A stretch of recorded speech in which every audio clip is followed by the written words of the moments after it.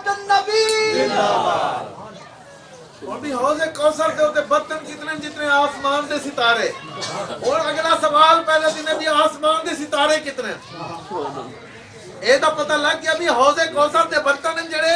آسمان دے ستارے دے برابر ہیں، اور اے اگلے بھی آسمان دے ستارے کتنے ہیں؟ ام المؤمنین حضرت بی بی عائشہ صدیقہ رضی اللہ تعالیٰ عنہ کو یہ سوال کیتا گیا کہ آپ نے صاحب بھی آسمان دے ستارے کتنے ہیں؟ کہ آپ نے فرمایا کہ میں حضور دی بارگاہ دے اندر یہ سوال کیتا ہا کہ آسمان دے ستارے کتنے ہیں؟ کہ حضور نے جواب دیتا بی بی عائشہ فرمیندن کتنے؟ عمر بن خطاب دے جتنا نیک ہیں،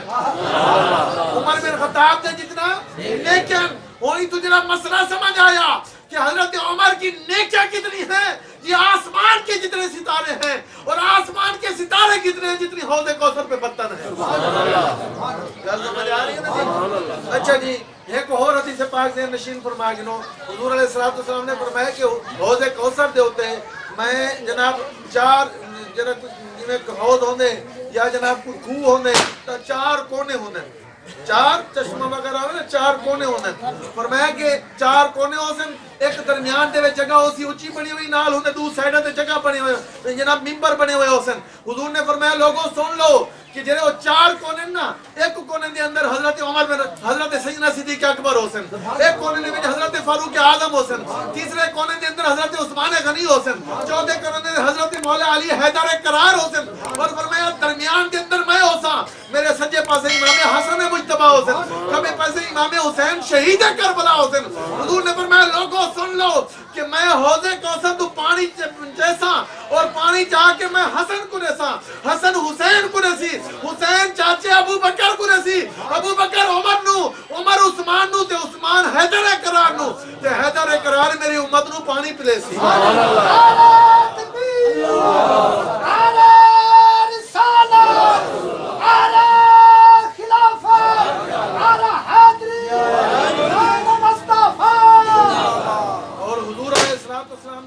حضور علیہ السلام کی عظمت، حضور کی شان و شوکت کیا ہے؟ اچھا قیامت کے حوالے ایک اور حدیث پاک میرے ذہن کے اندر آ گئی ہے، توجہ نہ ذہن حاضر نہ کریں، توجہ نہ سماعت فرمائیں سو کہ ایک صحابی نے حضور کی بار میں پوچھا یا رسول اللہ صلی اللہ علیہ وسلم کہ اے رسول قیامت رہی حضرت آدم کو رکھ کے قیامت تک بھی آخر انسان تک ساری خلقت موجود ہوتی ہے، ارباں تے کھرباں لوگ موجود ہوتے ہیں، تے انہاں دے وچ اگر تواکو بولنا ہوئے کتھاں بولو؟ اور کوئی بندہ ایک مظفر کر بیٹھا ہوگا، ایک جناب ایک بندہ پہنچ گئے جو مجھے آگے جی میں اندھا پیا، ہاں جی ٹھیک ہے آون، آگے جی تیکو میں کتھا کولا؟ جھنگ موڑا کچھیری کھڑا ہو سا، علی پور بائی پاس ہے، تریری بائی پاس ہے، فلاں سکراف دے، فلاں ہوٹل دے معلوم کھڑا ہو سا، یعنی کوئی نشانی دے سی نا، فلاں چوک کچھ کھڑا ہو سا، ٹھیک ہے نا جی؟ وگرنہ جناب ہزارہ لوگ رہنے اور کتھو گلے سی ان کو کوئی نشانی دے سی دے پتہ لگ سی، انہیں ہے نا جی؟ تے ہنوارز کی دی یا رسول اللہ صلی اللہ علیہ وسلم کے ارباں دے کھرباں لوگ ہو سن، حضرت آدم نے کر رکھ کے قیامت تک کے آخری انسان تک ادھر تو کو کیڑی جگہ تو تلاش کرے سو؟ میرے آقا نے فرمایا کہ میرے ترائے سٹاپ ہیں،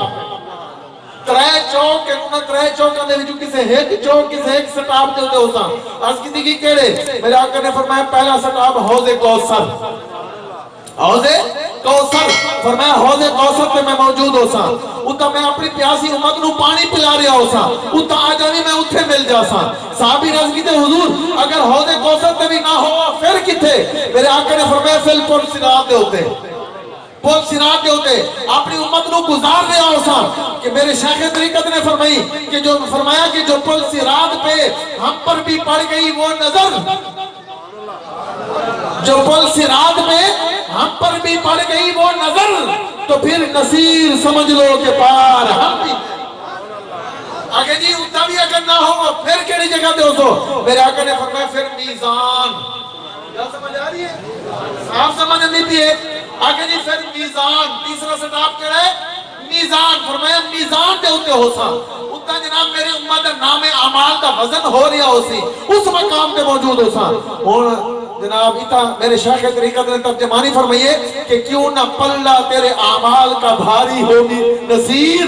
کیوں نہ پلہ تیرے اعمال کا بھاری ہو نذیر، اب تو میزان پہ سرکار بھی آئے ہوئے ہیں۔ حضور نے فرمایا اتنا ہے سٹاپ ہے، ایک حدیث پاک دینے جاگئے اور اگلی حدیث پاک سنو، بھلا ایک سوال مجھے دے والا انہا جواب۔ بلکہ دو حدیثیں انہیں بات سوال کرنے پہ ہیں.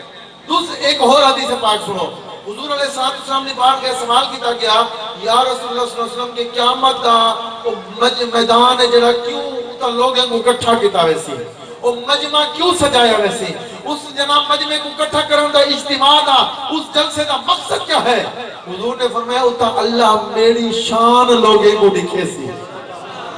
میری شان لوگوں کو دکھے سی کہ میری کیا شان ہے میری کیا عظمت ہے میرا کیا مقام ہے. ارے آج چاند جناب چاند ٹکے واسطے ایک جناب عارضی کرسی دے ہوتے بہ کے کوئی اپنے آپ کو جناب قاضی دے چیز جستے سکواوے اور حضور دی شان کے اندر ختم نبوت دے معاملے کے اندر بدتمیزی اور بے تہذیبی کرے اور گستاخی کرے جناب اس کرسی دے پاور دے ہوتے کہ میرے شیخ طریقت نے ان کو مخاطب کر کے آج تو کچھ سے پہلے فرما دیتا ہے کہ اتنا نہ عقل نہ اتنے جذبات میں رہے اتنا نہ عقل نہ اتنے جذبات میں رہے حد سے نہ گزر دائرہ ذات میں رہے 3 سال دی تیرے کو کرسی ہے کہ اتنا نہ عقل نہ اتنے جذبات میں رہے حد سے نہ گزر دائرہ ذات میں رہے ایک قطرہ ناپاک نسب ہے تیرا اوقات یہی ہے تیری اوقات میں رہے حضور دی شان دے وچ پت کرتی ایک قطرہ ناپاک نسب ہے تیرا اوقات یہی ہے تیری اوقات میں رہے. گل سمجھ آ رہی نا جی؟ حضور نے فرمایا کہ قیامت والے دن اللہ میری شان دی کیسی خلقت میرا مقام دی کیسی میری عظمت دی کیسی میرا رتبہ دی کیسی کہ میں اللہ تعالی نے کس انداز نال کتنا میرا مقام بتا چھوڑا اللہ یعنی قیامت والے دن جڑا جلسہ ہو سی جڑا اجتماع ہو سی جڑی محفل ہو سی اس جلسے دے میر مجلس اس جلسے دی صدارت اس جلسے دے مہمان خصوصی زہرا دا بابا ہو سی آمنہ دا لال ہو سی حسنین دا نانا ہو سی کیا سمجھ آ رہی ہے؟ اچھا ہوں ایک اور حدیث پاک وہ بھی ذہن اچھ رکھو ایک اور حدیث پاک حضور علیہ السلام نے فرمایا کہ جنہوں نے سور پھکی جنے نا حضرت اسرافیل علیہ السلام سور پھکی سن پہلے میں اپنی قدم قبر انور دے وچ باہر تشریف لے کے آؤ سن پھر فرمایا حضرت شیخین دے حوالے نال کہ اے آؤ سن پھر جنت البقیع والے پھر جناب جنت المعلی والے مکہ مکرمہ والے پھر باقی خلقت باقی جناب انسانیت وہ آؤ سی تو حضور نے فرمایا کہ میدان حشر دے اندر پہلے میں تشریف گھنوے سن میدان حشر کے اندر پہلے میں تشریف گھنوے سن اور یہ حدیث پاک دینے رکھو نہیں تھا ایک سوال اٹھ دے یعنی ان کو تھوڑی جی گھٹ کر چھوڑو درود شریف پڑھ کے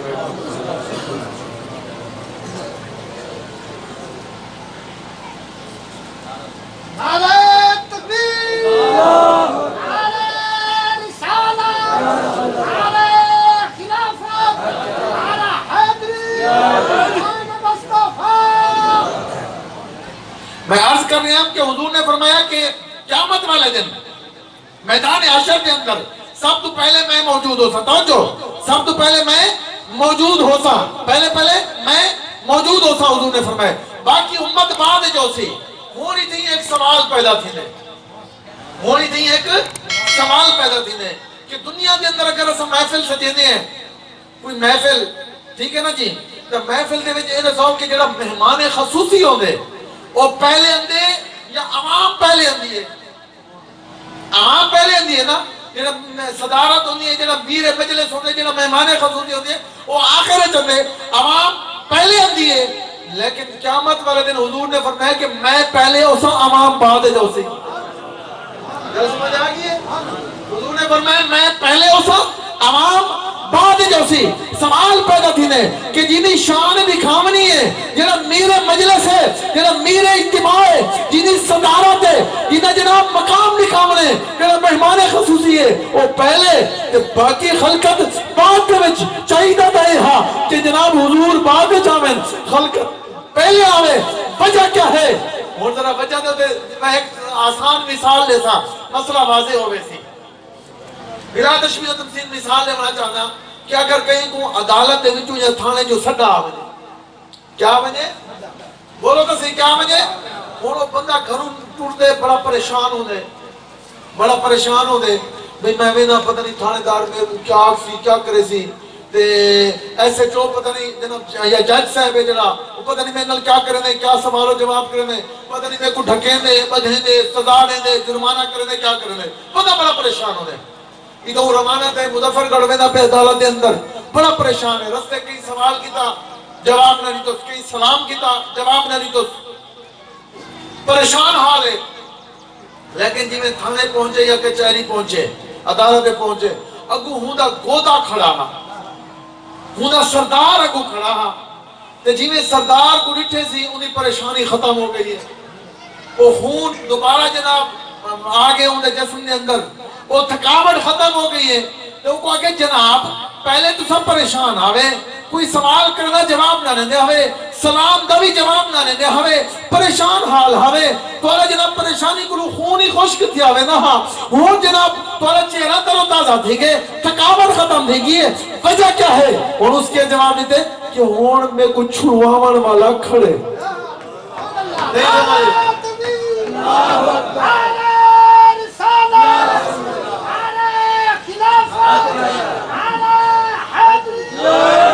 کہ جی اب مجھے چھڑانے والا یہاں موجود ہے چھڑانے والا یہاں موجود بلا تشبیہ و تمثیل میرے آقا نے فرمایا لوگوں میدان حشر میں سب سے پہلے وہاں موجود ہوں گا کیونکہ میرے آقا نے فرمایا کہ میری امت ہے گناہگار انا افعلو شافعین وافعلو مشفعین یوم القیامتی ولا فغرا انا افعلو لوائی الحمدی یوم القیامتی ولا فغرا لوگوں کیونکہ میری امت ہے گناہگار میرا امتی جب قبر سے نکلیں گے وہ پریشان حال ہوگے پتہ نہیں اللہ کی عدالت میں کیا ہوتا ہے پتہ نہیں سزا ملتی ہے پتہ نہیں جہنم میں پھینکا جاتا ہے پتہ نہیں کیا ہوتا ہے لیکن جیسے ہی آگے مجھے موجود پائیں گے مجھے دیکھیں گے حمد کا جھنڈا انا افعلو لوائی الحمدی یوم القیامت ولا فخرا فرمایا کہ حمد کا جھنڈا میرے ہاتھ کے اندر ہوگا جیسے ہی مجھے دیکھیں گے میں اپنے امتی کو حمد کے جھنڈے کے سائے کے اندر داخل کر دوں گا حمد کے جھنڈے کے سائے میں داخل کر دوں گا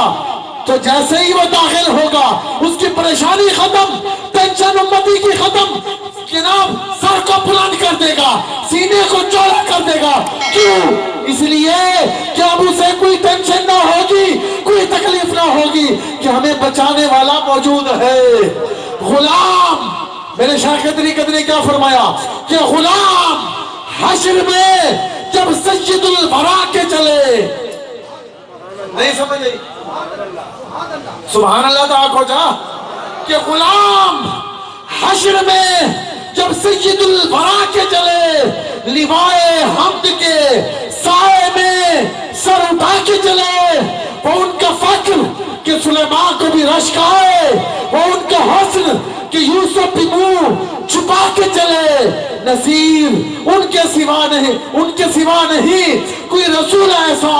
جو بخشوانے پہ آئے تو بخشوا کے چلے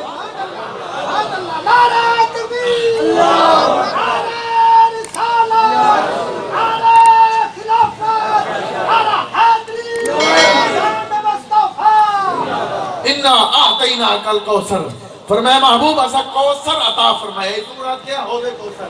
ایک تفسیر آگئی دوسری تفسیر سن کے لو توجہ نال مختصر ٹائم کے اندر دوسری تفسیر حضور نے فرمایا کہ اللہ تعالیٰ نے فرمایا کہ اِنَّا أَعْطَيْنَاكَ الْكَوْثَرَ اے محبوب